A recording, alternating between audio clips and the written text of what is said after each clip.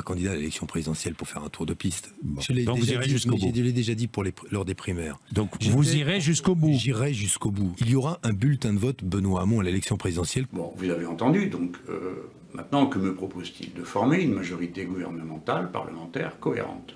Alors, je dis en toute sympathie à Benoît Hamon, ce n'est pas possible que vous nous demandiez de former une majorité parlementaire gouvernementale cohérente, comme vous le dites, en mélangeant des gens qui veulent tourner la page, comme nous, avec des gens qui sont responsables de ce qu'il y a sur la page, comme c'est le cas des députés que vous avez l'intention d'investir pour la prochaine élection à l'occasion de votre convention.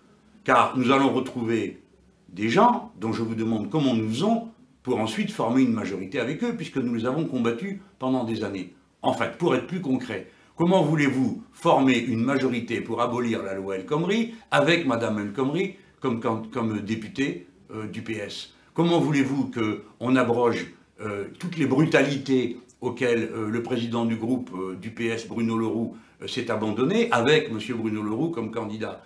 Comment peut-on même imaginer de changer quoi que ce soit alors que vous vous proposez de faire réélire comme député d'Évry M. Manuel Valls? Ce n'est pas sérieux. On ne fera croire à personne que tout ça peut fonctionner ensemble, puisque ça n'a déjà pas fonctionné ensemble jusque-là. Alors j'admets que vous ayez voté le soutien au Premier ministre de François Hollande, le dernier en date, mais vous ne pouvez pas nous demander de participer au grand écart dans lequel vous vous trouvez. Et puis c'est pas tout. Vous nous demandez aussi de former une majorité cohérente avec des députés de votre parti qui se préparent à voter pour M. Macron. Mais rien de tout ça n'est sérieux. On ne peut pas gouverner un grand pays avec des équipes de briques et de broc. Les uns contre les autres pendant des années, tout soudain se retrouvant et s'embrassant sur la bouche. Assez de carabistouilles, c'est le moment de la clarté. Je dis donc à Benoît Hamon, en toute sympathie, maintenant il faut choisir. Vous avez une vague qui est en mouvement, alors adossez-vous à elle, faites-vous porter à elle, choisissez. Entre eux et nous, choisissez. Entre la vague dégagiste et le sauvetage de l'ancien monde, choisissez. Choisissez et tranchez, parce que nous ne changerons pas d'avis. Nous voulons tourner la page.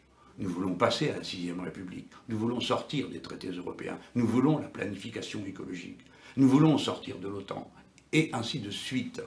Nous voulons le partage des richesses d'une manière claire et nette dans ce pays en faveur de ceux qui ont été détroussés par les 2 derniers présidents de la République.